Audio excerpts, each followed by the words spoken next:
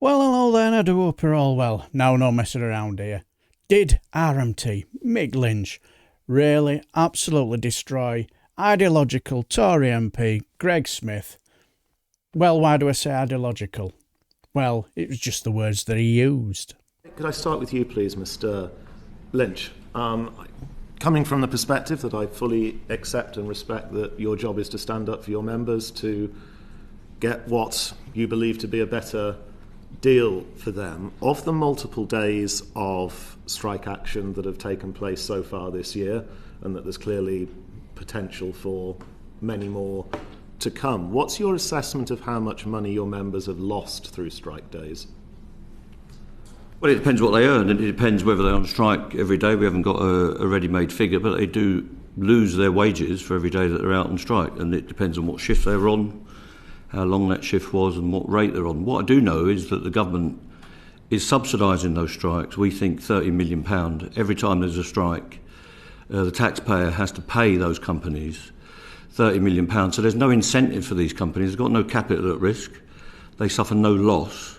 And instead, the DfT and the Treasury pays them to conduct this campaign of aggressive action against our members, to cut their jobs and freeze their pay and rip up their terms and conditions. So the greater scandal is how much money the government is transferring to these private companies in lieu of the revenue that's being lost. So that's why we believe that they're taking so long to come up with proposals.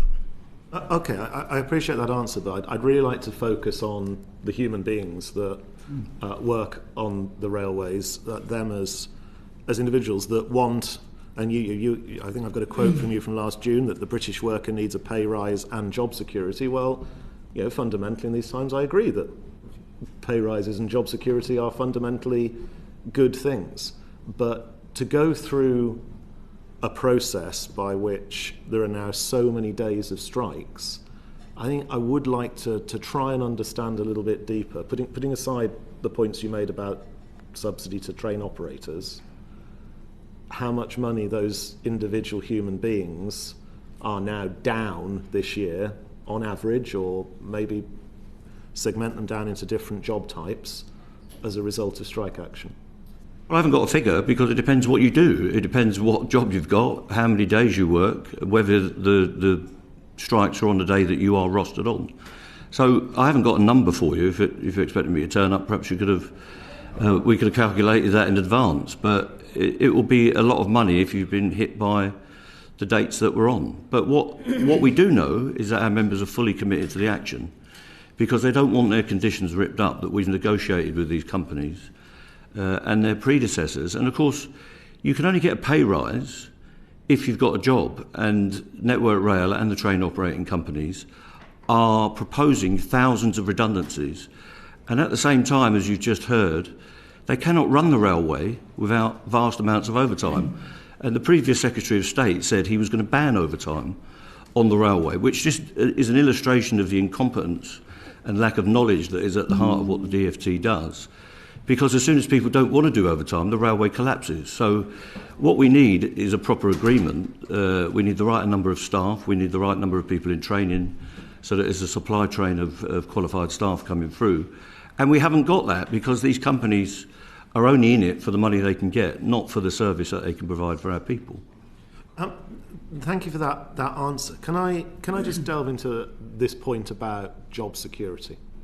That is very important to me. There are many constituents of mine that work on the railways and many other sectors, and job security is vitally important. We've seen through the pandemic massive change in rail use. Clearly in the pandemic people weren't travelling, and as we've come out of it, patterns have changed significantly.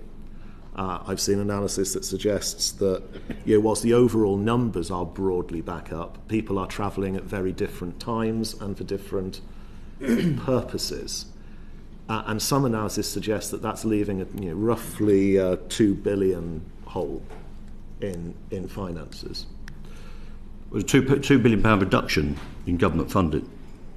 We can look That's at it. What's happened. We can look at it whichever way, but with people aren't buying the peak time tickets as much, and they're travelling on the cheaper off-peak tickets and weekend tickets, that has an impact on the bottom line. I've seen some analysis that suggests that's around 2 billion. It hasn't affected the bottom line because they've continued to make profit due to subsidy. Well, we can come so on it hasn't this. affected the bottom line of the companies I'm very happy to come on at to all. the profit point later, but I just want to look at this point that if the railways are bluntly to survive, they need people buying tickets to travel on them. The way people are choosing to buy those tickets and to travel does appear to be changing, either through home working, either through more weekend travel, leisure travel rather than work travel.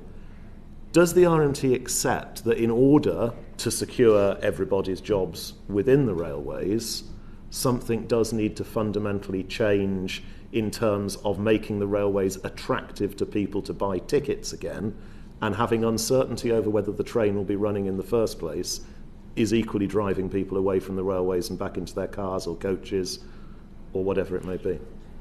I think you're absolutely right. The railway does need fundamental change, but it's not the one that the railway companies are seeking. We need a railway that runs in the interest of the people, in the interest of the economy and the environment, not in the interests of First Group and others who are subject to private equity takeovers because they're so attractive. The changes they wish to make to strip out wages and conditions are so that they can make increased profits going forward, and they're doing that at the behest of the Secretary of State and the previous incumbent in that job on an ideological basis. So what we need is lower fares.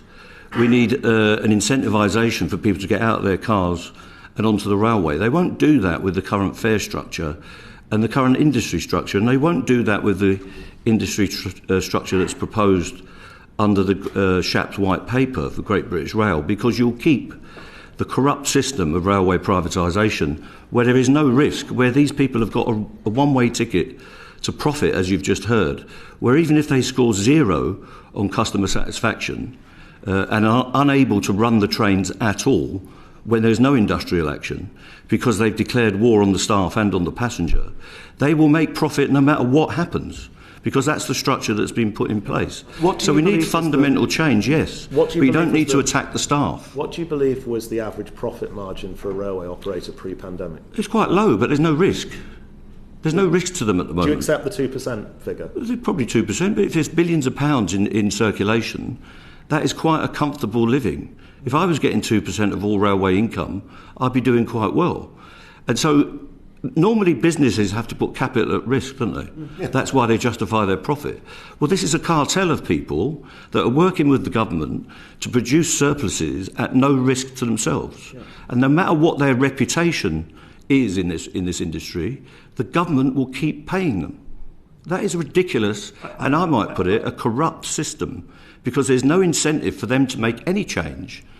The TOCs have taken £3.5 billion worth of profit out of the railway since privatisation.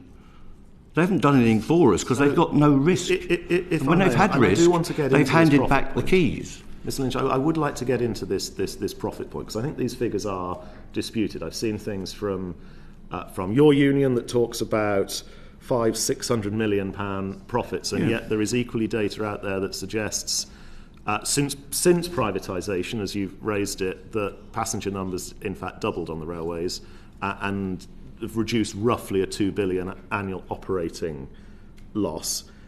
And some of your figures don't seem to take into account the rolling stock costs and the supply chain. They do, costs. And the rolling stock companies are making vast profits. Last year, when there were virtually no passengers, they made £150 million worth of profit. We will disagree on whether profit is a good or a bad thing, I'm Profit's sure. okay, However, the return of risk, though. I'm trying to understand, for the evidence base of this select committee, where the real profit is, because there is a lot of analysis out there that suggests the real operating profits of the railways is likely to be post-pandemic somewhere between 100 and 150 million pounds. Now, I'm sure we'll agree that that is a lot of money, but that translates to about a 2% pay rise for 1 year, not the sort of numbers that we're talking about. So, well, how does it translate to a pay rise? They could make the pay rises without getting rid of their profits. And you've got to ask the question, why are they in this business at all to make profit? We don't need private rail operating companies. We've got with LNER and several other operators who couldn't cope. We don't need the incentive of private companies. Understand, you just said that they could make pay rises without impacting their profits. So where else is the money going to come from? It doesn't necessarily wipe out all of their profit, but I would be very happy if we had no private sector rail operators and we could pay the staff a proper wage. Okay, my last question, and I'd be grateful for a brief answer to give others a chance to answer it. What will you accept in terms of change on the railway, either through greater automation or technology coming in to ensure that costs can be reduced on other things other than what we pay the human beings that work on the railways in order to secure job security? Well, we've accepted change constantly in my lifetime on the railway. We've had new technology constantly, whether that's retail of tickets, whether it's the technology on rolling stock, or whether it's the technology on repairing the track. And we are constantly in dialogue with Network Rail about that. What we won't accept is a decline in safety standards, where they're going to cut 50% of the maintenance standard tasks, where they want to make our people work permanent nights, which we think endangers them, and they want to make our people have a work-life balance that is entirely unacceptable. So what we will accept is a negotiated change and an evolution of the railway. We won't accept a massive imposition where they will require us to work overtime constantly because there aren't enough people there anymore, and where they will sign, for instance, they've just signed a new deal with the private sector infrastructure companies for £13 billion while they're looking to make their own people redundant. So what we will accept is a negotiated change to our agreements, not an imposition. Thank you. I've tipped over my 10 minutes, but I thank you for your candour. See what I mean by the term ideological? Well, my ears twitched when he said what you believe is a better deal. And viewing people that Mick Lynch represents as human beings. They're working class people. You know, these people, they go to work. And to me, it just gave me the air of that he just thinks he's better than him, Mick Lynch, and these human beings. And when he asked about how much money have these human beings lost for striking, I just thought, what a stupid question to ask. Like as Mick Lynch said, it's basically, well, they're all on different types of pay. I'm not going to know that. What a bell tap. Now I could go on about the amount of money these companies have made in COVID and how Greg Smith just didn't seem to be that interested in it. But this video's gone on long enough, hasn't it? But anyway, do hope you enjoyed it. Until the next time, I shall bid you farewell and take care.